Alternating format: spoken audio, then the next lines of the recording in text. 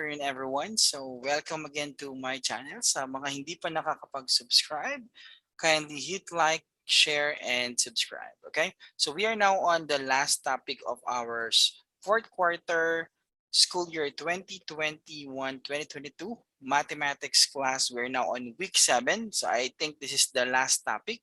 So our topic for today is about experimental probability. Okay, so at the end of this video, you are expected to describe experimental probability, perform experimental probability, and analyzing data obtained, and at the same time solve routine and non-routine problems. Okay, so example.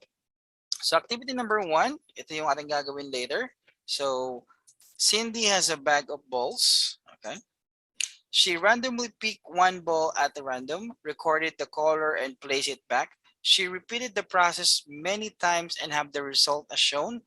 Find the experimental probability of drawing each color. Okay? So ito yung naging outcome and ito yung mga naging frequency niya kung ilang beses niyang nabunot. And then we have activity number 2.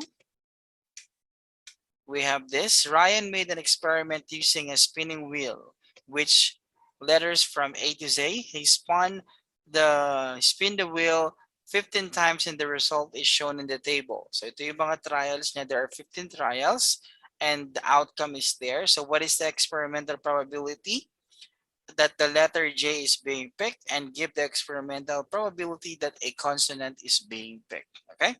So let's answer number 1 activity. Okay. So the probability of an event is likelihood that the event will occur. So we can express it as fraction, decimal, percent. It has a value between 0 to 1. An experiment is an activity that may be repeated a certain number of times in which we observe the result. Each observation is a trial. Okay? The result of the experiment is an outcome. And an event is one or more of the outcomes of an experiment. A sample space is all the possible outcomes of the experiment. For example, when rolling a die, the result can be 1, 2, 3, 4, 5, 6. So the sample space is 1, 2, 3, 4, 5, 6. So in an experimental probability, future outcome is predicted based on what has actually happened. We can compute it by finding the ratio of the number of times an event occurs to the total number of trials. Okay? So, meron tayong example dito, yung kaninang ginawa. So, step number 1, here is how we can find the experimental probability. So, step 1, identify the number of trials. Ayan. So, ito yung mga ginawa nating trials. So, sa black, we have 9. We have the green, we have 4. Blue, we have 3. And 5, we have 5. So, ang probability natin, that's the event. So, number of times as an event occurs. And then total number of trials. Okay? So total number of trials, i-add lang natin to. So we have 9 plus 4, 13 plus 3, 16 plus 1 plus 5 equals 21. So there are 21 trials. Okay? So sa probability ng black, yung the first ball, number of times na lumabas siya, we have 9 times. So we have 9, and then the number of total trials natin, we have the 21 trials. Ayan. So we will just, since pwede pa siyang i-lowest term, we will divide it into 3. So it's 3 over 7. 3/7 yung kanyang probability. Okay? And then we have probability green. That's the green ball. So we have a number of times green occurs, we have 4. And then the total number of trials, 21 pa rin. So dahil wala na siya, so it's 4 out of the 21. Or 4 over 21. And the other one, the blue, number of times, we have 3. And then we have 21, the number of trials.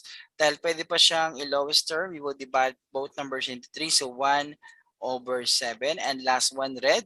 The number of times red occurs, we have 5. Ito yung 5. And then the total number, which is 5. So 5 over 21. Okay, so napakadali lang. On the upper part, we have the number of times na lumabas siya. And then the same time, the total number of the trials. So napakadali lang niya. Okay, so let's move to the next one.